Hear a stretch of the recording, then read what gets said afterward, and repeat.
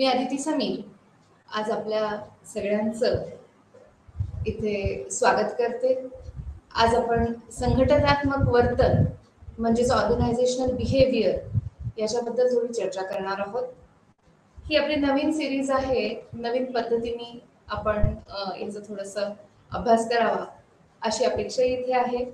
कारण हा विषय आहे BA सायकोलॉजी ऑनर्सचा. मात्र थोडा जास्त विचार याच्यात व्यवस्थापनाचाही आहे. कारण संघटनात्मक वर्तन आहे म्हणजेच याचा सर्वदूर वापर केला जातो आणि म्हणून आपला BPCC 112 हा कोड नंबर असलेला ऑर्गनायझेशनल बिहेवियर म्हणजेच संघटनात्मक वर्तन याचा विचार, याची चर्चा आजपासून आपण पुढील भागांमध्ये करणार आहोत. नेहमीप्रमाणे आज पहिला धडा आहे. धडा पहिला, ब्लॉक पहिला, पुस्तिका पहिली. आता यामध्ये जेव्हा केव्हा आपण नवीन विषयाचा विचार करतो किंवा जेव्हा कधी नवीन विषय सुरू करतो आपण अभ्यासाला, तेव्हा आपल्याला त्या विषयाची संकल्पना, त्यांच्या व्याख्या, त्याची व्याप्ती, त्याचं महत्व हे समजून घेणं फार महत्वाचं असतं. तुम्ही इथे बघत असाल आपले फार सुंदर पुस्तिके आणि त्याचं एक चित्र मी तुमच्यासाठी इथे उपलब्ध करून दिलेलं आहे. ही पुस्तिका आपल्याकडे असेलच आणि यातला पहिला चॅप्टर आज आपण अभ्यासणार आहोत. जेव्हा आपण ह्या विषयाचा अभ्यास करणार आहोत तेव्हा आपल्याला असं लक्षात येईल की हा विषय हा अतिशय महत्वाचा विषय असून सगळ्या ठिकाणी म्हणजे निव्वळ मानसशास्त्रातच नव्हे, व्यवस्थापन शास्त्रातच नव्हे, तर प्रत्येक आयुष्याच्या प्रत्येक पायरीवर आपल्याला ह्या प्रकारचा किंवा ह्या विषयाचा अभ्यासाची गरज पडत असते. कारण आपण म्हणजे मानव प्राणी हा एक समूहात राहणारा प्राणी आहे हे आपण आधी शिकलेलोच आहोत. आणि समूहात राहताना आपलं जे वर्तन असतं, आपलं जे वागण्याची पद्धत असते ती वेगवेगळ्या समूहांमध्ये वेगवेगळी असते असं आपल्याला समाजशास्त्र आणि मानसशास्त्र दोन्ही सांगतात. तर ह्या प्रकारच्या वर्तनाचा अभ्यास, त्या प्रकारच्या वर्तनाचा अभ्यास करून आपल्याला त्याचा उपयोग आपल्या व्यावसायिक उत्पादनामध्ये भरघोस वृद्धी किंवा वाढ करून घेण्यासाठी उपयोगी पडेल का याचा विचार ह्या विषयामध्ये थोडासा केला जातो. आता ह्या विषयाची थोडी चर्चा करायची झाली तर यामध्ये आपल्याला खूप वेगवेगळ्या समस्या, वेगवेगळे चॅलेंजेस याला म्हणता येईल किंवा वेगवेगळी आव्हानं ही आपल्या पुढे येतात. आणि एखाद्या छोट्याशा समूहात काम करताना, खरं म्हणजे ज्याला टीम असं इंग्लिशमध्ये खूप छान छोटासा शब्द आहे, तर टीम मध्ये काम करताना जेव्हा आपण वेगवेगळ्या लोकांच्या बरोबर काम करत असतो, सगळे आपल्या मनाप्रमाणे काम करत नाहीत. आपल्या मतानुसार कितीतरी गोष्टी होऊ शकत नाहीत. मग दुसऱ्याचा वर्तन प्रकार जर आपल्याला समजला आणि समूहाचा वर्तन प्रकार किंवा संघटनात्मक वर्तनाचा एक विशिष्ट गाभा आपल्याला समजला तर जीवनाच्या विविध पैलूंवर आपल्याला याचा निश्चितच उपयोग होईल याची मला खात्री आहे. चला तर मग आजचा विषय आपण सुरुवात करूया बोलायला. या पुस्तिकेमध्ये हा ब्लॉक नंबर 1 आहे. जसं मी तुम्हाला आधी दाखवलं BPCC 112 असा आपला कोड नंबर आहे आणि हा ब्लॉक नंबर 1 आहे. तर ह्या ब्लॉक मध्ये आपल्याला 2 छोटे छोटे धडे हे अपेक्षित आहेत अभ्यास करणं. आणि या अभ्यासामध्ये पहिला धडा जो आहे तो अर्थातच ओळखीचा म्हणजे इंट्रोडक्शनचा आहे. आणि त्यामध्ये जेव्हा आपण अभ्यासतो तेव्हा अतिशय सामान्यपणे असं लक्षात येतं की आपल्याला संकल्पना, व्याख्या, त्याचे काही सिद्धांत किंवा मूलभूत तत्व ही थोडीशी अभ्यासावी लागतात. आणि आजकालच्या संघटनेचं किंवा संघटना म्हणण्यापेक्षा मला संस्था असा इथे जास्त योग्य शब्द वाटतो. आणि संघटनात्मक किंवा व्यावसायिक संस्था असू दे किंवा व्यावसायिक एखादा छोटासा समूह असू दे किंवा फार मोठी अशी संघटना असू दे, सगळीकडे वर्तन पद्धतीची जी ओळख आहे ती आपल्याला या धड्यातून मिळते. म्हणजे मानवी समूहातील मानवी वर्तनाचे प्रकार आणि त्यांचा एकमेकांशी असलेला परस्पर संबंध याबद्दलची चर्चा या धड्यामध्ये निश्चितच होते. आता इंग्लिशमध्ये ज्याला recent trends in organisational behaviour असं म्हणतात, त्याच्यासाठी आपण असं नवीन कल किंवा नवीन पद्धती किंवा जसं आपण म्हणतो की आजकाल व्यावसायिक स्वरूप अतिशय किंवा औद्योगिक प्रगती ही अतिशय जास्त वेगाने होतीये आणि फार मोठं तंत्रज्ञानाची प्रगती झाल्यामुळे फार मोठ्या बदलाला आपण सामोरे जातोय सारखेच. आणि यामुळे आपल्याला जे रिसेंट ट्रेंड्स किंवा नवीन कल जे आहेत, नवीन ज्या पद्धती आहेत, नवीन ज्या पद्धतीचा किंवा बदल घडून येत आहेत किंवा ज्या प्रक्रिया आपल्याला आपल्या संघटनात्मक वर्तनामध्ये बदल घडवण्यास भाग पडतायत, या सगळ्यांचा थोडासा मागोवा आपण धडा दुसरा यामध्ये घेणार आहोत, जिथे आपल्याला करंट ट्रेंड्स इन सर्व्हिसेस असं आपल्याला म्हणता येईल किंवा current trends in services organisations or goods, म्हणजेच आपल्याला ऑर्गनायझेशनल बिहेवियर किंवा संघटनात्मक वर्तनाची इथे आपल्याला ओळख आणि त्याच्यातल्या सगळ्या नवीन घडामोडी इथे आपल्याला बघता येतील. आता ह्या धड्यामध्ये जर बघायचं झालं तर हा पहिला धडा संघटनात्मक वर्तन, नेहमीप्रमाणे आपण संकल्पना आणि व्याख्या यांचा अभ्यास करूच, परंतु त्याही पुढे जाऊ ज्याला आपण टाइप्स आणि क्लासिफिकेशन असं म्हणतो, त्यामध्ये जर आपण घटकांचा इथे विचार करायचा झाला तर घटकामध्ये वैयक्तिक म्हणजेच व्यक्ती विशिष्ट किंवा समूह विशिष्ट किंवा रचनात्मक म्हणजे संस्था विशिष्ट असा आपल्याला अभ्यास या वर्तन प्रक्रियेचा करावा लागतो. आता जर बघितले त्याचे प्रकार तर त्यामध्ये आपल्याला असं लक्षात येईल की मूलभूत म्हणजे बेसिक आणि उपयोजित म्हणजे अप्लाइड अशा दोन वेगवेगळ्या प्रकारात आपल्याला ऑर्गनायझेशनल बिहेवियर म्हणजेच संघटनात्मक वर्तनाचा इथे आपल्याला वर्गीकरण करता येईल किंवा त्याचे दोन प्रकार हे आपल्याला अभ्यासता येतील. याचं महत्व रोजच्या आयुष्यातलं आणि सिद्धांतानुसार असलेलं म्हणजे वैचारिक महत्व आपण ते जरूर बघू शकू आणि त्यांचा एकमेकांवर पडणारा प्रभाव हाही अभ्यासणं इथे तेवढंच गरजेचं आहे. आता हा अभ्यास फक्त मानसशास्त्राच्या अभ्यासाने होईल का, तर थोडंसं अवघड आहे, मी पूर्ण नाही म्हणू शकणार नाही, परंतु मानसशास्त्राच्या अभ्यासाबरोबरच आपल्याला इतरही भरपूर शास्त्रांचा किंवा इतरही अनेक शास्त्रांचा अभ्यास ही सबंध वर्तन प्रक्रिया करून घेण्यासाठी गरजेचा ठरतो. आणि त्यासाठी आपल्याला असं म्हणावं लागतं की ह्या संघटनात्मक वर्तनाच्या अभ्यासासाठी आपल्याला बहुशाखीय अभ्यास करणं हे भाग असतं. यामध्ये वेगवेगळ्या विचारधारा आहेत, काही एक दोन आपण इथे जरूर उदाहरणादाखल वाचू किंवा बघू किंवा त्याबद्दलची चर्चा करू आणि मग त्याबद्दलची वैशिष्ट्य किंवा त्याबद्दलचं आपलं असणारं अभ्यासाचं महत्व याची ही चर्चा आपण इथे निश्चितच मांडू. आता ज्यावेळी आपण या विशिष्ट विषयाचा अभ्यास करतोय त्यावेळी आपल्या असं लक्षात येईल की जर आपण हा धडा पूर्ण अभ्यासला किंवा हा धडा या पूर्ण विषयाचा जर गाभा बघितला तर आपल्याला काय मिळेल या धड्याच्या अभ्यासाने किंवा या विषयाच्या फार मोठ्या अभ्यासाने आपल्याला काय नेमकं लक्षात येईल. तर पहिली गोष्ट की व्यक्तीनुसार हे वर्तनात फरक घडत येत असतात आणि त्यामागची जी तत्वज्ञान आहेत किंवा त्यामागचे जे मूलभूत उद्दिष्ट आहे ते समजून घेणं आपल्याला फार महत्वाचं ठरेल. आता हे का महत्वाचं आहे तर जेव्हा आपण संघटनेचा एखाद्या संघाचा एखादा विचार करतो किंवा एखाद्या समूहाचा एखाद्या गटाचा विचार करतो तेव्हा त्यांची उद्दिष्ट ही वेगवेगळी असतात आणि ती उद्दिष्ट प्राप्ती करून घेणं हे कुठल्याही समूहाचं हे फार मोठं कौशल्याचं काम असतं आणि विविध सभासदांच्या विविध कलागुणांना वाव देऊन किंवा त्यांच्या आवडीनिवडी लक्षात घेऊन किंवा त्यांच्या कॅपॅबिलिटीज किंवा अबिलिटीज ज्याला म्हणतात किंवा त्यांच्या गुणांवर आधारित अशा प्रकारचं काम त्यांना देऊन मग आपण हे उद्दिष्ट हे प्राप्त करू शकतो. म्हणजे एखादा समूह किंवा संस्था ही अतिशय यशस्वी आहे असं जेव्हा आपण म्हणतो तेव्हा त्यामागे त्या पूर्ण समूहाच्या सर्व सभासदांचा तेवढाच हात त्या यशस्वी वाटचालीमध्ये नक्कीच असतो. हे कसं काय बरं जमतं म्हणजे यशस्वी संघटनांमागे नेमकं काय असतं ह्याचा थोडासा अभ्यास आपल्याला इथे निश्चित करता येईल.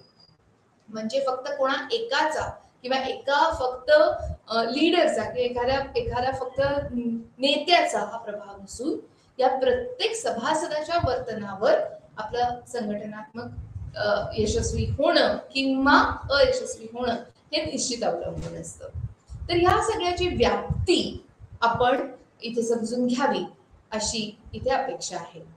त्याबरोबरच हा एक विषय आहे, मानसशास्त्राचा हा फार मोठा भाग आहे, व्यवस्थापन शास्त्राचा हा फार मोठा भाग आहे. म्हणजेच आपण जेव्हा मानव संसाधन शास्त्र किंवा HRM ह्युमन रिसोर्स मॅनेजमेंट असं म्हणतो, तेव्हा त्याच्यातला ऑर्गनायझेशनल बिहेवियर किंवा संघटनात्मक वर्तन हा फारच मोठा भाग आपण इथे अभ्यास करणार आहोत.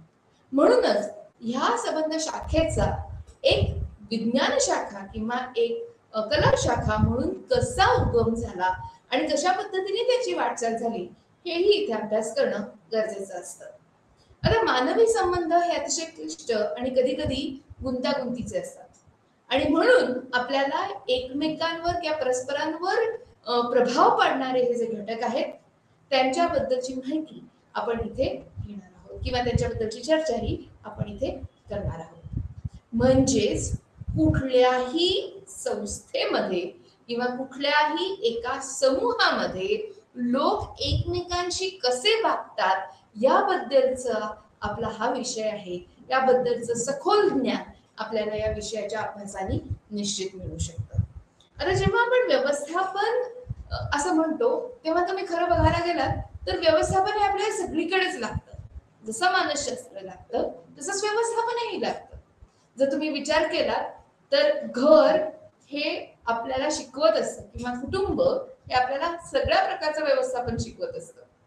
म्हणजे आर्थिक व्यवस्थापन असू दे, सामाजिक जे ऋणानुबंध असतात त्याचं व्यवस्थापन असू दे किंवा एकमेकांची काळजी घेऊन आपल्याला असलेल्या संसाधनांमध्ये प्रगती साधण्याचं जे आपलं कौशल्य असतं ते असू दे, हे सर्व व्यवस्थापनाची फार मोठी मूल्य आपल्याला कुटुंबाकडूनच शिकता येतात असं मी जरूर इथे नमूद करेन. जेव्हा आपण या संघटनात्मक वर्तनाचा अभ्यास करतो तेव्हा थोडंसं आपल्याला व्यवस्थापनाविषयी जास्त चर्चा ही करावी लागेल. आता जेव्हा आपण व्यवस्थापन असं म्हणतोय म्हणजे काय हो, तर व्यवस्थापनामध्ये असलेल्या सर्व रिसोर्सेस म्हणजे संसाधनांचा उपयोग आपल्या उद्दिष्ट प्राप्तीसाठी करून घेणं म्हणजे व्यवस्थापन असं आपण थोडक्यात म्हणू शकतो. आता यामध्ये विविध कृती या अपेक्षित आहेतच. खरं म्हणजे मानवी कृती या फार वेगवेगळ्या आणि सातत्याने उलाढाल करत असलेल्या असतात. म्हणजे अगदी छोटंसं बाळ सुद्धा खूप विविध प्रकारच्या हालचाली आणि कृतींमध्ये सहभाग घेत असते आणि त्याला प्रतिसादही देत असतं. त्याचप्रमाणे एक वृद्धही वेगवेगळ्या सामाजिक तसंच मानसिक आर्थिक कृतींमध्ये हा सहभाग घेत असतो. म्हणजेच प्रत्येक व्यक्ती ही कृतिनिष्ठ असते. आता त्याच्या पुढे जाऊन थोडंसं बघायचं झालं तर कृती या आर्थिकही असू शकतात आणि मानसिकही असू शकतात. जेव्हा आपण आर्थिक कृतींबद्दल जास्त विचार करतो तेव्हा त्या 3 विशिष्ट भागांमध्ये विभागलेल्या असतात. प्राथमिक कृती बघायच्या झाल्या तर आपल्या शेती किंवा अतिशय छोट्या प्रमाणावर जी शेतकऱ्याच्या कुटुंबाला पुरेल एवढीच शेती असं म्हणता येईल. द्वितीय पद्धतीच्या कृती बघायला गेलं, आर्थिक कृती बघायला गेलं तर त्यामध्ये कारखाने किंवा नैसर्गिक स्रोतांचा आपल्याला वापरता येईल अशा वस्तूंमध्ये बदल म्हणजे द्वितीय प्रकारच्या आर्थिक कृती ह्या असतात. तृतीय प्रकारच्या कृती मध्ये सगळ्या सेवांचा आपल्याला प्रादुर्भाव दिसतो. सेवा म्हणजे काय? सर्व्हिसेस. तर ह्या तृतीय पद्धतीच्या कृती ज्या असतात किंवा तृतीय श्रेणीच्या ज्या आर्थिक कृती असतात त्यामध्ये परत अजून चतुर्थ आहे, पंचम श्रेणी आहे. त्यामध्ये जास्त वैशिष्ट्यपूर्ण सेवा ह्या उपलब्ध असू शकतात. आता ह्या कृतींचा पूर्ण मागोवा घेऊन अतिशय व्यवस्थित आणि यशस्वीरित्या सर्व आपल्या सभासदांचं ध्येय एक करून त्यांच्या कृतींमध्ये एक जाळं विणून आपल्याला आपला औद्योगिक समूह हा पुढे न्यायचा असतो असं आम्ही व्यवस्थापनामध्ये म्हणतो. आता यासाठी जेव्हा व्यवस्थापन संघटना म्हणून काम करतं तेव्हा प्रत्येक व्यक्तीचा तेवढाच सहभाग हा आपण निश्चितच अपेक्षित करतो. आता जेव्हा आपण याचा एखादा तत्व किंवा मूलभूत ज्याला सत्य असं म्हणू शकतो त्यामध्ये असं आपल्याला म्हणता येईल की वेगवेगळ्या कौशल्यांवर, वेगवेगळ्या यंत्रांवर, म्हणजे बघा इथे भौतिक यंत्र सुद्धा आहेत आणि मानवी कौशल्यही आहे. या सगळ्यांचा जो समतोल आहे तो व्यवस्थापनामध्ये आपल्याला अपेक्षित असतो. आता जर तुम्ही इथे बघितलं तर हॅने यांची एक सुंदर व्याख्या व्यवसायाची इथे आपल्याला बालभारतीने उपलब्ध करून दिलेली आहे. ते म्हणतात की मालाचं उत्पादन करण्याच्या आणि संपत्ती मिळवण्याच्या दिशेने केलेली सर्व कार्य म्हणजे व्यवसाय असतो. म्हणजे व्हॉट इज बिझनेस ऑर्गनायझेशन. मग आपण ऑर्गनायझेशन बिहेवियर याचा थोडा विचार करू. म्हणजेच जेव्हा आपण व्यावसायिक दृष्टिकोनातून एकत्र येऊन मग एखाद्या व्यवसायाचं किंवा एखाद्या वस्तूचं उत्पादन करतो आणि त्या कारखान्याला नफ्यात नेतो, त्याला शक्यतो व्यवसाय असं म्हणतात. परंतु सगळ्या संघटना किंवा सगळे समूह हे फक्त नफ्यासाठी नसतात. निश्चितच तुमच्या लक्षात येईल की कितीतरी एनजीओज किंवा कितीतरी स्वयंसेवी संघटना असतात ज्या नफ्याचा विचार न करता सामाजिक भविष्यासाठी हे कृती करत असतात. आता दुसरी जर इथे व्याख्या बघायची झाली व्यवसायाची, आपण असं म्हणतो की व्यवसाय हा नफा मिळवून देण्यासाठी हा फार उपयोगी पडतो. त्याचप्रमाणे इथे जर तुम्ही प्राईड, हग्स अँड कपूर यांची जर व्यवसायाची व्याख्या बघितली तर तुमच्या असं लक्षात येईल की समाजांच्या गरजांची पूर्तता हे सर्वात मोठं उद्दिष्ट इथे आपल्याला दिसतो. म्हणजेच पहिल्यांदा आपल्याला समजून घ्यायला लागेल की आपला समाज काय इच्छितो किंवा त्याच्या काय गरजा आहेत, कुठे कमी पडतंय. ती जर आपल्याला कमी किंवा ती जर थोडीशी आपल्याला समजून आली, त्या गरजांची एक यादी समजून आली, तर त्या गरजांची पूर्तता करणं हे आपल्याला पटकन सहज शक्य होतं. आता यामध्ये आपल्याला समाजाच्या गरजांचा विचार करून निव्वळ त्याचा विचार करायचा नाहीये, तर त्याचं रूपांतरण अतिशय चांगल्या अशा उपयोगी अशा वस्तू आणि सेवांमध्ये हे करायचंय. आता तिथे ही गोष्ट थांबेल का? तर मुळीच नाही. ही प्रक्रिया पुढे जात राहते. म्हणजे समाजाच्या किंवा आपल्या इतरत्र आपल्या आजूबाजूला असणाऱ्या लोकांच्या गरजांचा विचार करून त्याच्यावर अवलंबून असलेल्या वस्तू किंवा त्या गरजा पूर्ण करण्यासाठी आपण वस्तू आणि सेवांचं नियोजन किंवा निर्मिती करावी, हे सगळ्यात पहिलं उद्देश म्हणजे हा सगळ्यात पहिला उद्देश हा आपल्याला दिसून येतो. आता जेव्हा हा उद्देश पूर्णत्वाला नेताना आपल्याला नफा मिळतो किंवा आपण जेव्हा ते उत्पादन आणि त्या उत्पादनाच्या विक्रीसाठी काही सामूहिक प्रयत्न करत असतो, तेव्हा त्याला आपण व्यवसाय असं म्हणतो. बघा म्हणजे किती गोष्टी याच्यात आल्या. पहिल्यांदा तर आपल्याला आजूबाजूचं भान हवं, त्या आजूबाजूला असणाऱ्या माणसांच्या वर्तनांचा प्रकार आपल्याला समजायला हवा आणि त्यानुसार त्यांच्या गरजा ओळखण्याचं कौशल्य हे आपल्याकडे निश्चितच असायला हवं. तेव्हाच आपला व्यवसाय हा नफ्यामध्ये बदलू शकेल. आता हे सगळं करण्यासाठी आपल्याला ऑर्गनायझेशनल बिहेवियर किंवा या वर्तना अभ्यासाची गरज पडते. संघटनात्मक म्हणा, संस्थात्मक म्हणा, परंतु ह्या संस्थात्मक किंवा समूहाच्या वर्तनाच्या अभ्यासाची ही गरज फार मोठी पडते. आता ही फक्त आजूबाजूच्या लोकांच्या वर्तनाचा अभ्यास आहे का? नाही. त्याला आपण कन्झ्युमर बिहेवियर असंही म्हणू शकतो. म्हणजे ग्राहकांच्या वर्तनाचा अभ्यासही हा वेगळा अभ्यास म्हणून केला जातो. इथे आपण सामूहिक किंवा समाजाच्या एखाद्या छोट्याशा समूहाच्या वर्तनाबद्दलही निश्चित चर्चा करू शकतो. चला तर मग थोडं पुढे जाऊया. जेव्हा एखादी व्यावसायिक संघटना असते किंवा जेव्हा एखादा व्यवस्थापन असं आपण म्हणतो, तर कोणताही व्यवसाय करण्यासाठी किंवा नफा मिळवण्यासाठी त्याचं काहीतरी एक उद्दिष्ट असतं. ते साध्य करण्यासाठी जी कुठली संसाधनं आपल्याकडे एकत्र आहेत, उपलब्ध आहेत, त्यांना एकत्रितरित्या आणून त्यांचा वापर अशा पद्धतीने केला पाहिजे की त्या जेणेकरून समाजाच्या गरजा तर पूर्ण होतीलच आणि आपल्याला निश्चित नफाही मिळेल. याला व्यावसायिक संघटना असं म्हणतात. आता हे सगळं करत असताना सगळ्यात मोठं आव्हान असतं ते आपल्या मानवी संबंधांबद्दल. म्हणजे फक्त एखादा चांगला मालक असून चालत नाही, तर कर्मचारी वर्गाने पूर्ण उद्दिष्ट जे आपल्या संस्थेचं उद्दिष्ट असतं ते अंगीकारून पुढे वाटचाल केली तरच यशस्वी होऊ शकतो आपण या सगळ्या वाटचाली. आणि म्हणून कर्मचारी आणि सर्व सभासद यांच्या वर्तनाचा, आता हे सभासद कोण आहेत? टॉप मॅनेजमेंट असू शकते, म्हणजे अतिशय वरिष्ठ असं व्यवस्थापनाचे त्यातले सभासद असू शकतात, किंवा मिड मॅनेजमेंट असू शकते, किंवा फ्लोर मॅनेजमेंट म्हणजे अतिशय जे पूर्ण रोजच्या दैनंदिन गरजा कारखान्यातल्या असू देत किंवा औद्योगिक जगतातल्या असू देत, त्यांचा जो मॅनेजर असतो किंवा व्यवस्थापक असतो त्या असू देत. तर कर्मचारी आणि हे सगळे सभासद यांच्या वर्तनाचा निव्वळ आढावा नसून हा अभ्यास असतो, तेव्हाच त्याला आपण संघटनात्मक वर्तन किंवा ऑर्गनायझेशनल बिहेवियर असं म्हणत असतो. आता याच्यामध्ये काय काय येतं बरं?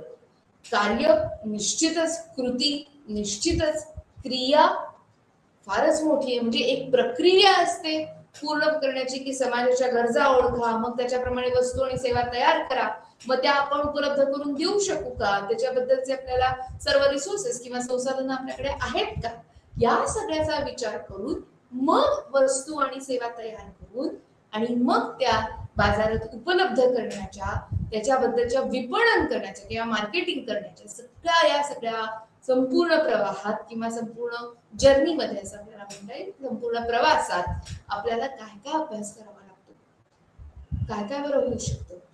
कधी कधी कर्मचारी आपले खूप आनंदी नसतात, त्यांना कधी कधी काम करायचा कंटाळा येतो, त्यांच्या उत्पादन क्षमतेचा थोडासा असा स्थिरता त्याच्यामध्ये आलेली असते, किंवा ते एकच एक काम करून कंटाळलेले असतात, किंवा कधी कधी कोणी आजारी असेल किंवा दुसऱ्या काही कारणाने अनुपस्थित असेल, तर त्यासाठी या सगळ्याचा अभ्यास आपल्याला या संघटनात्मक वर्तनाच्या अभ्यासामध्ये निश्चितच करणं अपेक्षित असतं. म्हणजेच अनुपस्थितीचे प्रमाण, श्रम विभाजन म्हणजे ज्याच्या त्याच्या, खरं तर म्हणायचं झालं ना तर लायकीनुसार, म्हणजे योग्यतेनुसार, खूप डिसेंट शब्द वापरायचा झाला तर योग्यतेनुसार, आणि जर खरं शब्द वापरायचा झाला तर प्रत्येकाच्या लायकीनुसार आपल्याला त्याला काम द्यावं लागतं. पण मी तसं म्हणू शकणार नाही, म्हणून मी म्हणते की योग्यतेनुसार. आता ती योग्यता आपल्याला ओळखायला हवी, निवड न ओळखता त्याला आपल्याला त्या पद्धतीचं काम शोधून देता यावं लागतं. आणि ह्या सगळ्याचं जर एखादा कर्मचारी एखाद्या प्रकारच्या कामाला कंटाळत असेल किंवा त्याच्याकडे असलेली कौशल्य ही कमी पडत असतील, तर हे सगळं समजून घेण्याचं काम हे आपल्या या विषयामध्ये निश्चितच होत असतं. म्हणजे श्रम विभाजन करणं, मानवी कार्यक्षमता ओळखून उत्पादकता वाढवण्यासाठी त्याचा कसा उपयोग करता येईल याचा विचार या विषयामध्ये फार मोठ्या प्रमाणावर केला जातो. आता याच्या पुढे जाऊन बघायचं झालं तर कुठल्याही कारखान्यात या कुठल्याही औद्योगिक समूहामध्ये कर्मचारी हे काहीतरी अपेक्षा करत असतात, मागण्या करत असतात, आणि निव्वळ तेवढंच नाही तर काही त्यांचे हक्कही असतात. या सगळ्याचा विचार हा या विषयामध्ये समाविष्ट निश्चितच आहे. म्हणजेच आपण या विषयाचा अभ्यास करताना काय काय बरं विचार करणार आहोत, कारण परत एकदा तुम्हाला आठवण करून देते की कुठलाही व्यवसाय किंवा कुठल्याही वर्तन विषयक अभ्यासामध्ये आपल्याला असं दिसून येईल की व्यावसायिक किंवा व्यवस्थापन शास्त्रामध्ये जेव्हा आपण म्हणतो तेव्हा सार्वत्रिकरित्या आपण ह्या ज्ञानाचा उपयोग करू शकतो. म्हणजे विविध संघटना, विविध समूह जसे असतात, अगदी एखादी खेळाची छोटीशी टीम असू दे, मग ती 5 जणांची बास्केटबॉलची असू दे किंवा 12-11 जणांची क्रिकेटची असू दे, परंतु त्याचं व्यवस्थापन करताना आपल्याला ऑर्गनायझेशनल बिहेवियर किंवा ह्या वर्तनाच्या अभ्यासाचा फार मोठ्या पद्धतीने वापर करता येतो. त्याचप्रमाणे जर तुम्ही बघायचं झालं तर त्याला काहीतरी मूलभूत तत्व आपल्याला मांडली गेलेली आहेत. म्हणजे खूप मोठे मोठे शास्त्रज्ञ या विषयाचे होऊन गेलेले आहेत आणि त्यांनी विविध प्रकारची तत्वज्ञान एकत्र आणून किंवा सिद्धांत मांडलेले आहेत जे आपल्याला इथे अभ्यासावे लागतात. आता अजून एक याचा थोडासा विचार करायचा झाला तर आपल्याला प्रॅक्टिस म्हणजे सराव हा ह्या विषयामध्ये फार मोठ्या प्रमाणावर अभ्यासावा लागतो, कारण वेगवेगळ्या प्रकारचे सराव करणं किंवा बाकीच्यांनी केलेल्या प्रकारच्या किंवा बाकीच्यांनी फॉलो केलेल्या किंवा ज्यांनी अंगीकारलेल्या वेगवेगळ्या पद्धतींचा अभ्यास करून नवीन पद्धतीचा आपण विचार प्रवाह इथे निर्माण निश्चितच करू शकतो. आता जर अजून थोडासा ह्याच्यामध्ये खोलात जाऊन विचार करायचा झाला तर निश्चितच व्यवस्थापन ही एक सामूहिक कृती आहे, असं मी या भागाच्या अगदी सुरुवातीलाच म्हणलं. आणि म्हणून या सामूहिक कृतीचा जेव्हा विचार करायचा असतो तेव्हा आपल्याला 3 टप्प्यांमध्ये हा विचार करावा लागतो. म्हणजे वैयक्तिक असू दे, म्हणजे व्यक्तीच्या संदर्भातला असू देत, किंवा गटाच्या संदर्भातला, समूहाच्या संदर्भातला असू देत, किंवा संस्थेच्या संदर्भातला असू देत, किंवा तिसरा म्हणजे पूर्ण रचनात्मक किंवा प्रक्रिया ज्याच्यामध्ये होतात अशा मोठ्या समूहाच्या सुद्धा संदर्भात हा आपल्याला अभ्यास हा निश्चित करता येतो. थोडस पुढे गेलो तर आपल्याला इथे मॅनेजरच्या किंवा व्यवस्थापकाच्या वेगवेगळ्या जबाबदाऱ्याही निश्चित दिसून येतात. आता जर बघायचं झालं तर विविध औद्योगिक क्षेत्रांमध्ये वेगवेगळ्या प्रकारचं वर्तन हे अपेक्षित असतं. म्हणजे जर तुम्हाला माहिती असेल तर मोठ्या मोठ्या कारखान्यांमध्ये आता कामगारांची संख्या कमी कमी होत चालली. जसं काही तंत्रज्ञान वाढत चाललंय तसं पूर्ण फ्लोअर किंवा पूर्ण कारखाना हा फक्त 2 किंवा 3 इंजिनियर्स हे चालवू शकतात अशा पद्धतीचं तंत्रज्ञान आता उपलब्ध आहे. मग अशा वेळी असलेल्या कामगारांची छाटणी करायची का त्यांना नवीन पद्धतीचं तंत्रज्ञान आणि त्याची ओळख करून द्यायची, अशा छोट्या छोट्या गोष्टी सुद्धा फार मोठा फरक कर्मचाऱ्यांच्या किंवा सभासदांच्या वर्तनावर हा पडू शकतो. एखादी संस्था किंवा एखादा समूह जर फार मोठ्या ट्रान्झिशनला किंवा चेंजला सामोरं जात असेल, त्याचं रूपांतरण फार मोठ्या प्रकारात होत असेल तर कधी कधी काही सभासद हे मागे राहतात आणि काही पुढे जातात. आता यामध्ये त्या सभासदांच्या मधले एकमेकांवर असलेले प्रभाव आणि त्यांचे एकमेकांशी असलेले संबंध जर दुरावले या सगळ्या रूपांतरणामुळे तर मात्र आपलं नफ्यात जाणारं जे औद्योगिक क्षेत्र आहे ते कदाचित तोट्यातही जाऊ शकतं. आणि म्हणूनच सभासदांचे वर्तन प्रकार, त्याचं व्यवस्थापन हे निश्चितच फार मोठं आव्हान हे व्यवस्थापनासमोर असतंच. जर अजून थोडा विचार करायचा झाला तर प्रत्येक माणूस प्रत्येक परिस्थितीमध्ये वेगळा वागू शकतो आणि त्या वागण्याला काही मोठे संदर्भ हे अपेक्षित असतात. आता हे संदर्भ जर आपल्याला कळले तर कितीतरी वेळा खूप क्लिष्ट किंवा गुंतागुंतीच्या अडचणींवर आपण सहजरित्या मात ही करू शकतो. आणि म्हणून संघटनात्मक वर्तन आणि त्याचा अभ्यास हा आपल्यासाठी गरजेचा आहे. आता पूर्ण अतिशय चांगल्या जय होणाऱ्या किंवा अतिशय चांगल्या पद्धतीने एकत्रितरित्या काम करणाऱ्या छोट्या समूहाबद्दल बोलायचं झालं की एक छोटीशी टीम असते जी अतिशय चांगल्या पद्धतीने एखादी जबाबदारी पार पाडत असते, परंतु एखाद्या त्यातल्या व्यक्तीच्या छोट्याशा चुकीमुळे पूर्ण समूहामध्ये दुरावा येऊ शकतो. आणि या सगळ्याचा जर ते एकमेकांवर भांडण्यासाठी उपयोग करून घेत असतील तर निश्चितच पूर्ण कार्यक्षमतेवर याचा परिणाम हा निगेटिव्ह किंवा वाईट हा होऊ शकतो. आणि ह्या सगळ्याची चर्चा आपल्याला ह्या विषयामध्ये निश्चितच करावी लागते. आता जेव्हा आपण या विषयाची चर्चा करतो तेव्हा आपल्याला असं म्हणता येईल की इथे 2 वेगवेगळ्या गोष्टी या एकत्र आलेल्या आहेत. म्हणजे संघटना किंवा संस्था, तुम्ही काही त्याच्या संदर्भात शब्द वापरा तुमच्या पुस्तकामध्ये जशा कशा पद्धतीने तो मांडला असेल. काही पुस्तकांमध्ये संघटना असं वापरलं गेले, काही पुस्तकांमध्ये संस्था असं वापरलं गेले. तर संघटना किंवा ह्याला एक छोटस ऑर्गनायझेशन असा शब्द आहे. इन्स्टिट्यूशन साठी संस्था असं जास्त वापरलेलं माझ्या बघण्यात आलं. जेव्हा संस्था असं आपण म्हणतो तेव्हा संस्था आणि वर्तन हे 2 वेगवेगळे विषय, म्हणजेच आपण इथेच म्हणजे त्याच्या नावातच, या विषयाच्या नावातच आपण 2 वेगवेगळ्या विषयांचा समन्वय हा बघू शकतो. पहिला आहे तो व्यवस्थापनाचा आहे किंवा व्यवस्थापन शास्त्राचा आहे आणि जर दुसरा म्हणला तर तो मानसशास्त्राचा आहे. या दोन गोष्टी एकत्र येऊन आपल्याला ही अतिशय मनोरंजक किंवा अतिशय इंटरेस्टिंग ज्याला म्हणता येईल अशा पद्धतीचा अभ्यास करण्याचं आपल्याला इथे संधी मिळू शकते. आता ही संधी मिळते आपल्याला कुठल्या प्रकारचे वर्तन प्रकार बघता येतील, तर काही वेळा आपण अतिशय औपचारिक पद्धतीने हे एकमेकांशी वागत असतो. मग ते शिक्षक आणि विद्यार्थी असू देत किंवा एखाद्या मोठ्या औद्योगिक वसाहतीमध्ये एकमेकांशेजारी राहणारे कली असू देत किंवा कोवर्कर्स असू देत, एकाच कारखान्यात काम करणारे कामगार असू देत, ते कारखान्यात एकमेकांशी कसे वागतात आणि जर त्यांचे रहवासाचा किंवा राहण्याचा जर प्रदेश एकच असेल तर ते एकमेकांशी त्या संस्थेच्या बाहेर कसे वागतात, या सगळ्या गोष्टी या वर्तन प्रकाराच्या अभ्यासात ह्या आपल्याला बघता येऊ शकतात. आता जेव्हा औपचारिक आणि अनौपचारिक वर्तन प्रकार आपण म्हणतो तेव्हा त्याच्यामध्ये अतिशय बारीक आणि अतिशय हळवी अशी किंवा हलकी अशा पद्धतीची ही एक रेषा निश्चितच असते. म्हणजे प्रत्येक वर्तनाला काहीतरी आपल्याला सीमा असतात हे आपल्या लक्षात यायलाच हवं.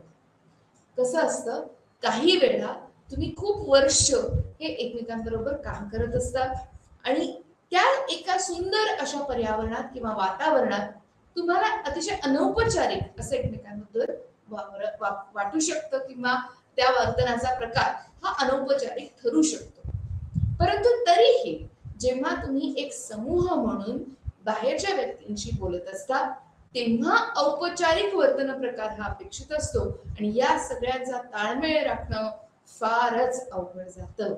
कधी कधी काही अनौपचारिक वर्तन प्रकारांमुळे माणसं दुखावली जातात, दुरावली जातात आणि याचा परिणाम हा उत्पादन क्षमतेवर होऊ नये याची काळजी व्यवस्थापनाला फार डोळ्यात म्हणजे काटेकोर लक्ष या सगळ्या गोष्टींवर व्यवस्थापनाला ठेवावं लागतं. जेव्हा आपण वातावरण म्हणतोय या पर्यावरण म्हणता येईल, वातावरण म्हणता येईल, आपण इथे संघटनेचं वातावरण असं म्हणूया, तर ह्या वातावरणाचा म्हणजे आपल्या आजूबाजूच्या परिसराचा, प्रदेशाचा, त्याच्यामध्ये असलेल्या माणसांचा, त्याच्यामध्ये असलेल्या वस्तूंचा आणि आपल्याला उपलब्ध असलेल्या सर्व संसाधनांचा इथे भाग आपल्याला बोलता येतो.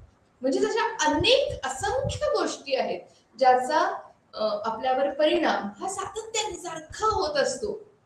थोडक्यात एकच गोष्ट सांगते की एकच उदाहरण इथे देऊ शकते मी, की म्हणजे उदाहरण भरपूर देऊ शकते परंतु इथे बोलायला एकच आपण गोष्ट बोलूया की गेल्या 3 वर्षात कोरोना महामारीमुळे जे आपलं ऑर्गनायझेशन बिहेवियर किंवा संघटनात्मक वर्तन हे पूर्णपणे बदललेलं आहे त्याच्याबद्दलचा फार मोठा अभ्यास आजकालच्या संशोधन आणि विकास क्षेत्रात हा बघायला मिळतो.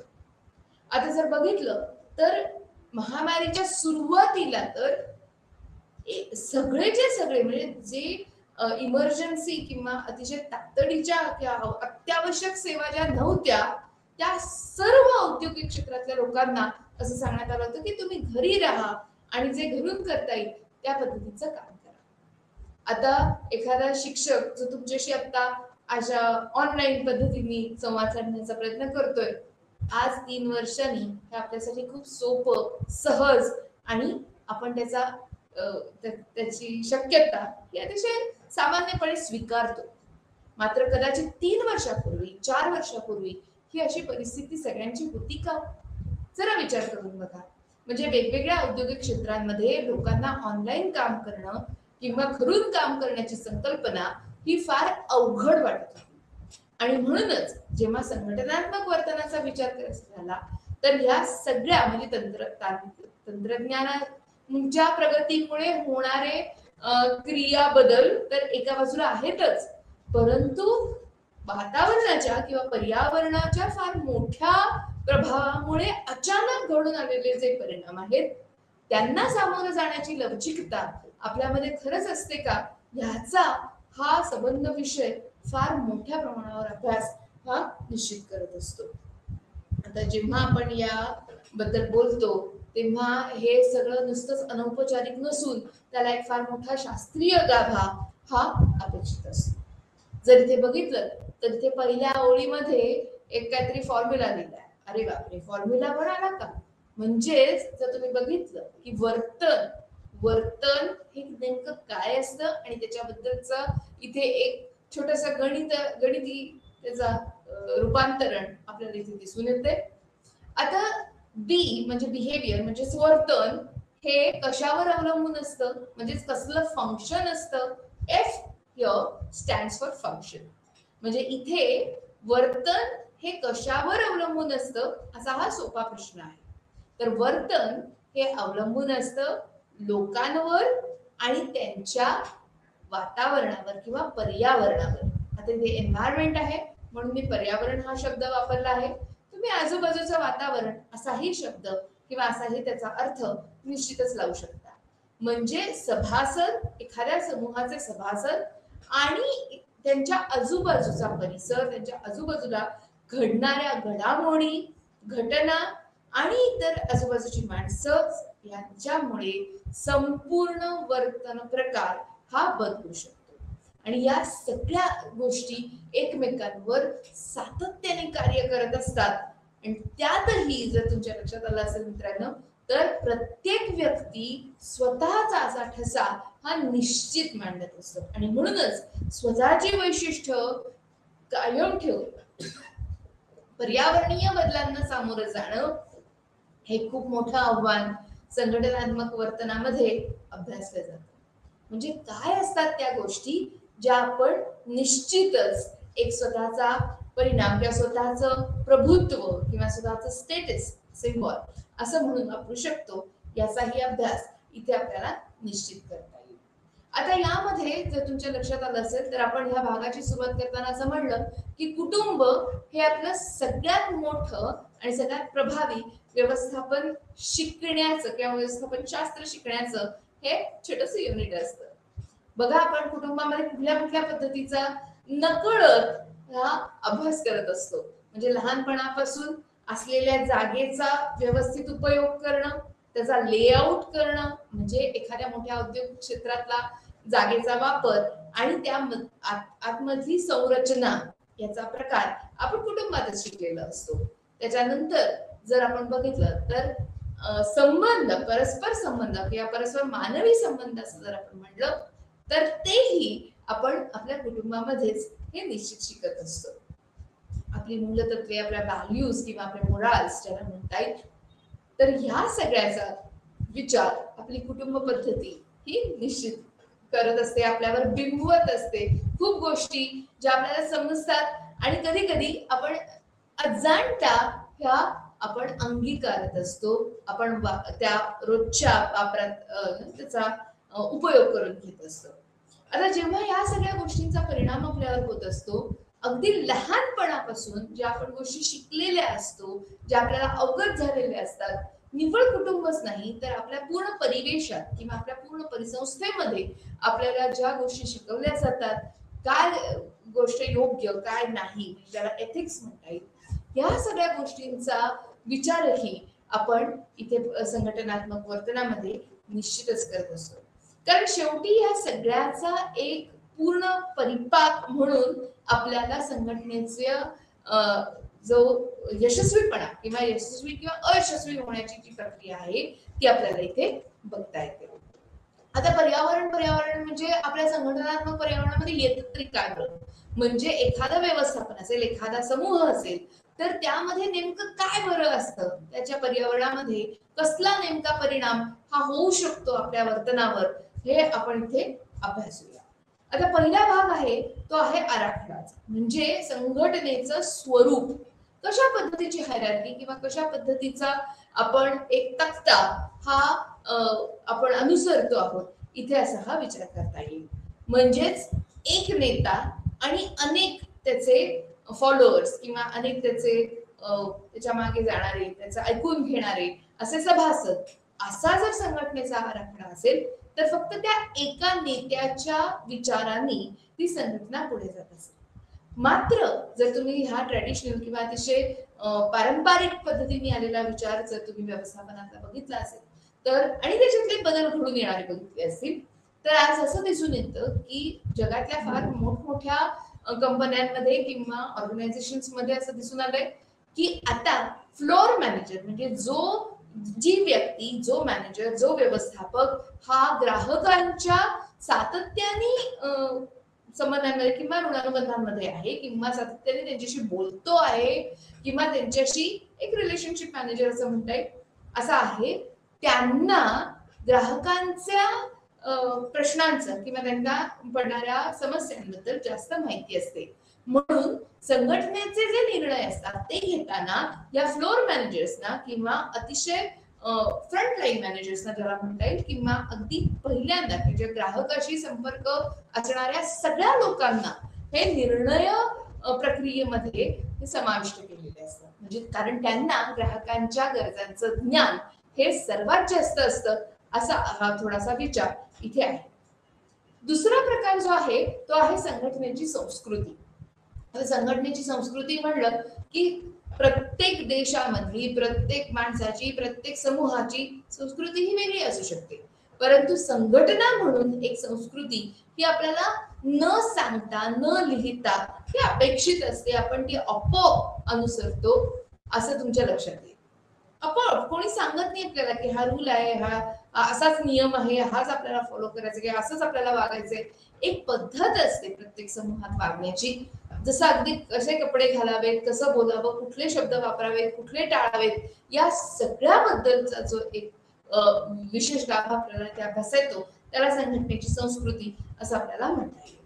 आता कामाचं स्वरूप हे आपलं बदलू शकतं आणि ते जर बदलतंय ते कदाचित तंत्रज्ञानामुळे बदलत असेल किंवा जर आपण एक्सपान्शन एखाद्या ऑर्गनायझेशनचं किंवा ज्याला आपण वृद्धी एखाद्या संघटनेची असं म्हणतो किंवा फार मोठ्या वेगवेगळ्या देशांमध्ये जर विकास झाला एखाद्या संघटनेचा तर त्यामुळे फरक पडणारा जे कामाचं स्वरूप आहे त्याच्यामध्ये मिश्र संस्कृती ही आपल्याला बघायला मिळते. कारण खूप वेगवेगळ्या देशांचे, खूप वेगवेगळ्या समूहांचे, खूप वेगवेगळ्या बोली बोलणाऱ्यांचे किंवा भाषा वापरणाऱ्यांचे हे छोटे छोटे समूह ज्याला आता रिमोट ऍक्सेस असं ज्याला म्हणतात किंवा रिमोट टीम्स ज्याला असं म्हणतात, तर ह्या पद्धतीची संकल्पना आपल्याला इथे बघायला मिळते. म्हणजे पर्यावरण संघटनेचं एक सातत्याने सारखं प्रत्येक क्षणी हे बदलत असतं आणि याला आपल्याला सामोरं जायचं असतं. याला आपण एक त्याचा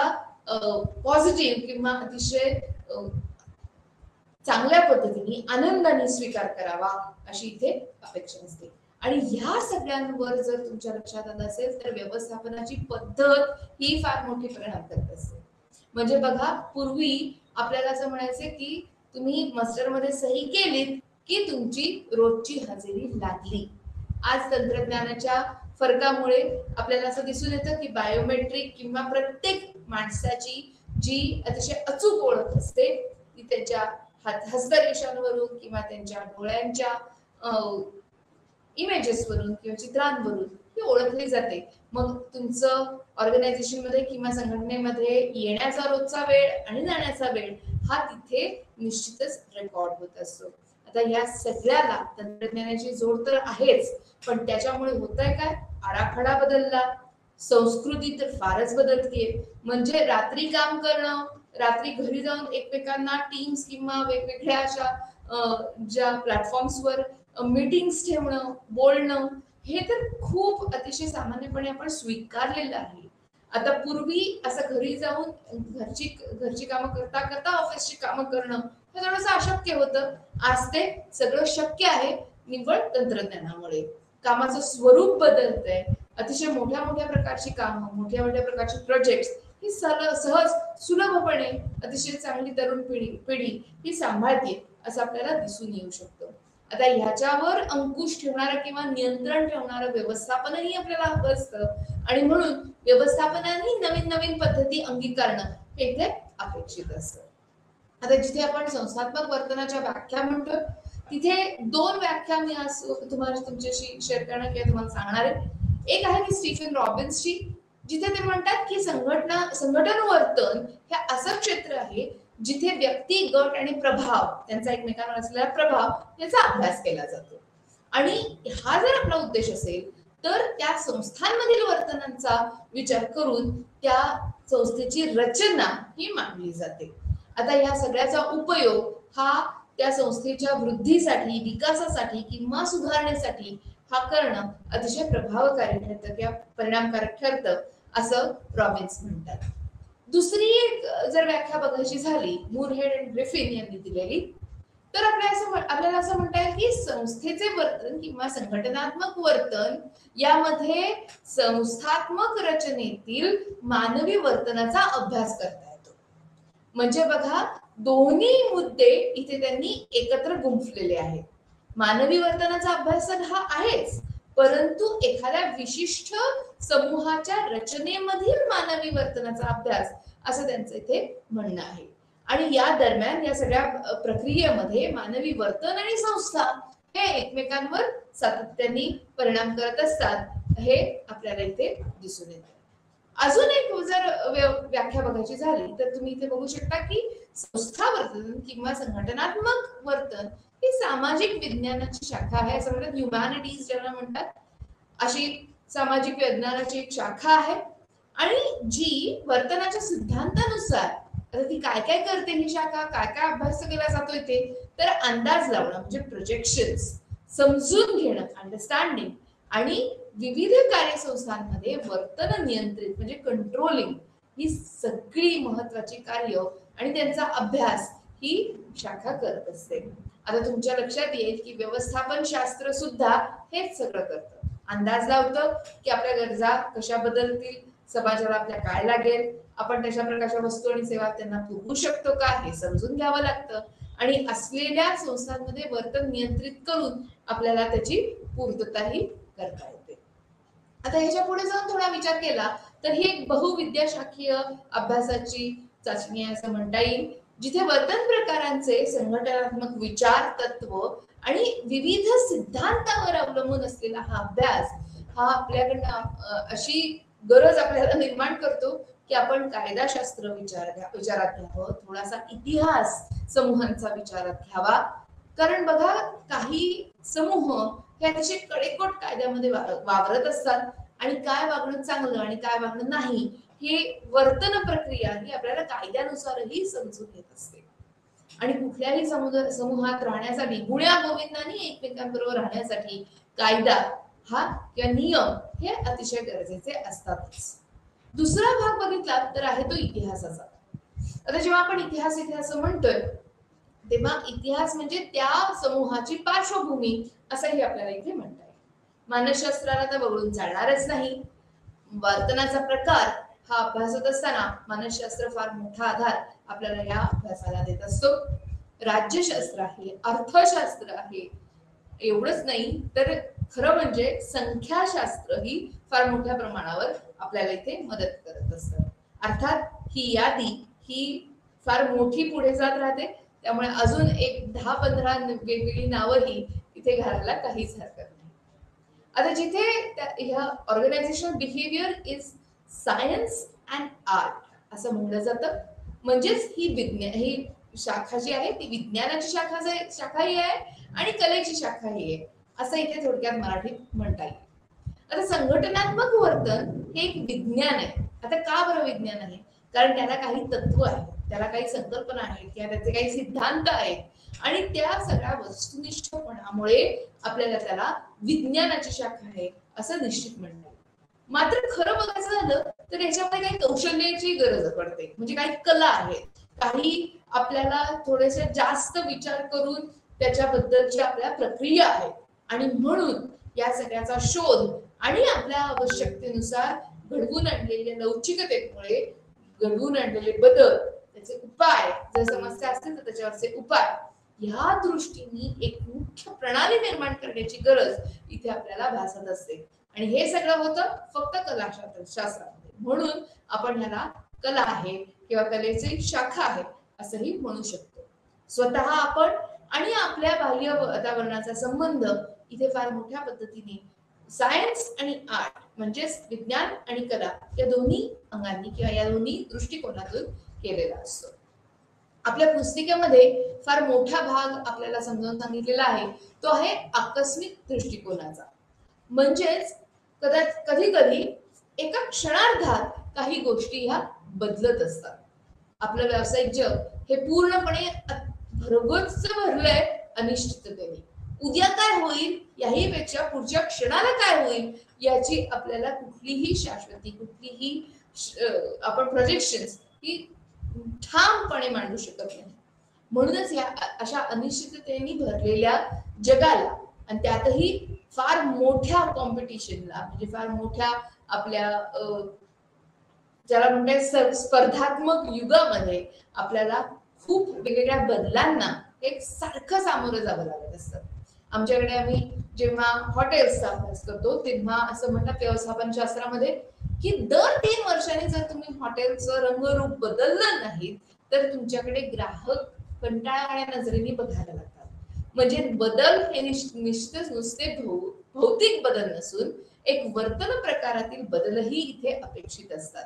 the way you are dressed, म्हणजे तुम्ही जो पोशाख करता, तुम्ही ज्या पद्धतीने आपल्या ग्राहकांशी वागता, तुम्ही ज्या पद्धतीने त्यांच्याशी बोलता, संवाद साधता, या सगळ्या गोष्टींचा अभ्यास इथे आपल्याला करावा लागतो. म्हणजे जर आपण व्यवस्थापन शास्त्राच्या किंवा व्यवस्थापनाच्या अभ्यासाच्या थोड्या ऐतिहासिक पद्धतीकडे बघितलं तर आपल्या असं लक्षात येईल की आधी खूप रूढित्मक किंवा एक ट्रॅडिशनल अप्रोच इथे होता. सार्वत्रिकपणे सगळ्यांना चालतील अशी सोपी उत्तरं तिथे असायची आणि त्यामुळेच अडचणी मात्र खूप होत्या. म्हणजे बघा, आता जो आपण कस्टमायझेशनचा प्रकार म्हणतो किंवा प्रत्येक ग्राहकाच्या गरजा समजून घेऊन त्यानुसार आवश्यक बदल हे वस्तू किंवा सेवेमध्ये करणं आज नितांत गरजेचं झालेलं आहे. आणि म्हणून आपल्याला असं म्हणता येईल की लवचिकता असणं आपल्या ऑर्गनायझेशनल बिहेवियर मध्ये हे फार मोठं गरजेचं आहे. हे वातावरण अस्थिर असतं, वेगवान असतं. तुम्ही पटकन बदलला नाहीत तर व्यावसायिक क्षेत्रामध्ये त्या ऑर्गनायझेशनचा किंवा त्या यंत्रणेचा मृत्यू हा निश्चित होतो. म्हणजे पीटर कोटलर सर नेहमी म्हणतात की डाय ऑर चेंज. तुम्ही तुमच्या व्यवस्थापन पद्धती बदला किंवा तुम्ही त्या स्पर्धात्मक जगातून बाजूला फेकले जा, पूर्णपणे नायनाट होईल.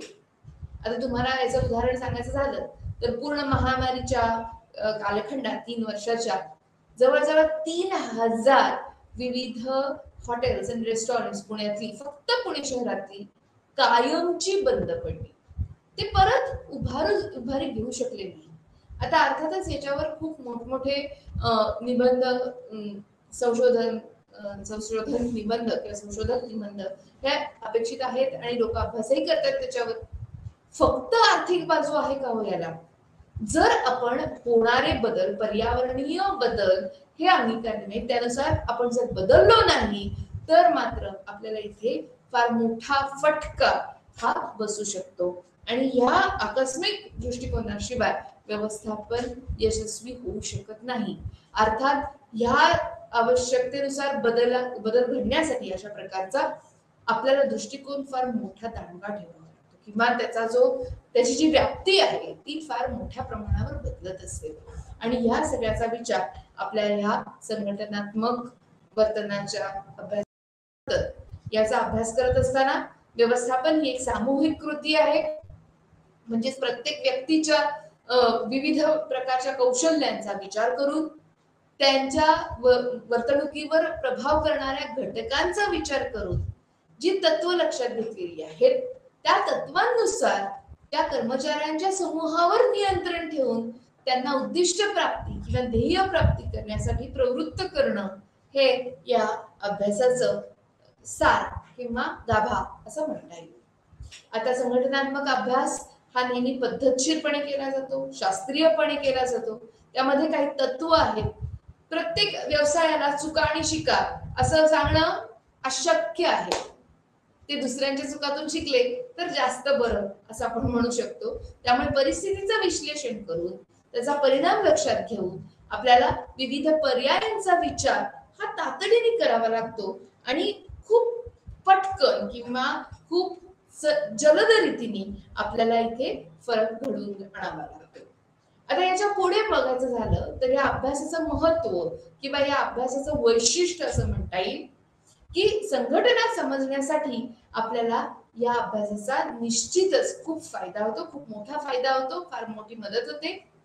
दुसरा भाग इथे म्हणता येईल की परिस्थिती बदलत असते, समस्यांचं आकलन करून घेणं, समस्या समजून घेणं आणि त्यांच्यावर उपाय शोधून काढणं, त्याचं निराकरण करणं, हे आपल्याला या प्रकारच्या अभ्यासाने हे शक्य होऊ शकतं. तिसरा भाग इथे आहे की भिन्न परिस्थिती हाताळण्याचं जे कौशल्य मिळू शकतं ते फक्त संघटनात्मक वर्तनाच्या अभ्यासानेच. आणि म्हणून बाकीच्यांच्या अनुभवातून आलेल्या गोष्टी किंवा त्यांनी ज्या आपल्याला शिकवलेल्या गोष्टी आहेत त्याचा फायदा आपल्या व्यवसाय वृद्धीसाठी करून घेणं हे इथे ओघाने जातं. म्हणजेच योग्य वेळी योग्य मार्गदर्शन हे मिळणं आणि ते मिळण्यासाठी या विषयाचा अभ्यास करणं हे आपल्याला फायदेशीर ठरू शकतं. जर आपण इथे बघितलं तर फायदे काय आहेत या अभ्यासाचे, तर भौतिक म्हणजे यंत्र आहे, साधन सामुग्री आहे, या सगळ्याचा योग्य वापर, तसंच मानवांचा म्हणजे माणसांच्या कला गुणांचा, माणसांच्या गुणांचा, संसाधनांचा, मानवी संसाधनांचा म्हणजे ह्युमन रिसोर्सचा योग्य वापर आपल्याला इथे करता येतो. रोजच्या कामकाजात शिस्त आणणे आणि एक हेल्दी एन्व्हायरमेंट ज्याला म्हणता येईल किंवा निरोगी वातावरण आपल्या औद्योगिक क्षेत्रामध्ये, समूहामध्ये निर्माण करण्यासाठी या विषयाचा सखोल अभ्यास आपल्याला निश्चित फायदेशीर ठरतो. व्यवस्थापन आणि कामगारांचे किंवा कर्मचाऱ्यांचे अतिशय सलोख्याचे संबंध हे पूर्ण समूहाला अतिशय उत्तम किंवा उत्कृष्ट यश हे प्रदान करत असतात आणि याबद्दल आपण निश्चित काही केस स्टडीज इथे अभ्यासूया. प्रमाणित साधने म्हणजे स्टँडर्डाइज्ड पद्धती ज्याला म्हणता येईल, ती साधने वापरून उत्कृष्ट दर्जाच्या वस्तू आणि सेवा या उपलब्ध करून देणं ग्राहकांपर्यंत हे या अभ्यासाच्या पद्धतीमुळे किंवा या अभ्यासामुळे आपल्याला निश्चितच साध्य करता येऊ शकतं. याच्याही पुढे जाऊन बघायचं झालं तर ह्या मानवी वर्तनाच्या अभ्यासामुळे उत्पादकता आणि कार्यक्षमता या दोन्हीमध्ये वाढ ही निश्चितच होत असते. म्हणून आपल्याला असं म्हणता येईल की व्यवस्थापनाची जी तत्व आहेत जी अतिशय गतिमान आहेत, सातत्याने त्याच्यात बदल घडतोय तंत्रज्ञानानुसार किंवा परिस्थितीनुसार, आणि म्हणून आपल्याला इथे संशोधन आणि विकास जर साधायचा असेल तर नवीन मतप्रवाह हे आपल्याला अपेक्षित असतात, त्याचा अभ्यास करून ते आपण अंगीकारावेत असं आपल्याला इथे म्हणता येईल. समन्वय आणि नियंत्रणासाठी या अभ्यासाचा निश्चितच फार मोठा आधार होतो. आणि जर तुम्ही बघितलं तर प्रत्येक व्यक्तीचा आत्मविश्वास वाढण्यासाठी आणि प्रगती साधण्यासाठी आपल्याला या विषयाची फार मोठी मदत होत असते. आता जर बघितलं तर संघटना, कामगार किंवा कर्मचारी आणि समाज या तिन्ही बद्दल आपण इथे बोललो. त्यामध्ये अधिकाराचे केंद्रीकरण, ताणतणाव, प्रेरणेचा अभाव, वर्तणुकीच्या समस्या, आरोग्याच्या समस्या अशा विविध प्रकारच्या उत्तरदायित्वांना आणि समस्यांना आणि मुख्य म्हणजे आयुष्य आणि काम यांच्या समतोलासाठी आपल्याला ह्या अभ्यासाचा फार मोठ्या प्रमाणावर विचार करता येतो. वेगवेगळे शास्त्रज्ञ आहेत जसे मायो आहे, हेनरी फेयोल आहे, टेलर आहे, फ्रेडरिक टेलर आहे, या सगळ्यांनी खूप वेगवेगळे सिद्धांत या विषयावर मांडलेले आहेत. याच्यातलं फक्त एक उदाहरण इथे तुम्हाला दाखवते. फेयोल यांनी प्रशासकीय सिद्धांत मांडलेला आहे, त्याची 14 तत्व त्यांनी आपल्या समोर मांडलेली होती 1841 ते 1925 मध्ये, आणि म्हणून त्यांना आधुनिक व्यवस्थापनाचे जनक असं म्हटलं जातं. जर तुम्ही ही 14 तत्व बघितली तर तुमच्या सहज लक्षात येईल की आज आपल्याला या सगळ्याची गरज फार मोठ्या प्रमाणात पडते. म्हणजे कामाची विभागणी, अतिशय व्यवस्थित विभागणी, कोणावरही अन्याय होणार नाही आणि सगळ्यांच्या गुणांचा योग्य तो वापर केला जाईल अशा पद्धतीची विभागणी, शिस्त, अधिकार, जबाबदारी, आदेशातील एकवाक्यता किंवा निर्देशातील एकवाक्यता किंवा सामूहिक हितापेक्षा वैयक्तिक हिताला दुय्यम स्थान देणारं तत्व, केंद्रीकरण, मोबदला, या सगळ्या गोष्टी आजही आपल्याला व्यवस्थापन आणि समूहाच्या वर्तनाबद्दल अभ्यासाव्या लागतात. सुव्यवस्थेचे तत्व, समान न्यायाचे तत्व, कोणावरही अन्याय होऊ न देण्याचं जे फार मोठं काम असतं किंवा जबाबदारी असते त्याचा अभ्यासही आपण इथे निश्चितच करू शकतो. पुढाकार घेऊन काही गोष्टी करून घेणं, संघ भावनेने करून घेणं, जर प्रत्येकाने आपले विजन, मिशन किंवा आपल्या दृष्टिकोनाचा अभ्यास करून त्यानुसार जर पावलं उचलली तर आपल्याला निश्चित इथे यश प्राप्त होतं असं म्हणून आपल्याला म्हणता येईल. या सगळ्या विचारानुसार किंवा आजची वेळ संपत आली, त्यामुळे इथे आपण आज थांबूया. पुढच्या भागात दुसऱ्या धड्याचा निश्चित आपण अभ्यास करू. ऐकून घेतल्याबद्दल, 1 तास न कंटाळता ऐकून घेतल्याबद्दल खरोखर धन्यवाद मनापासून. परत भेटू पुढच्या भागात पुढच्या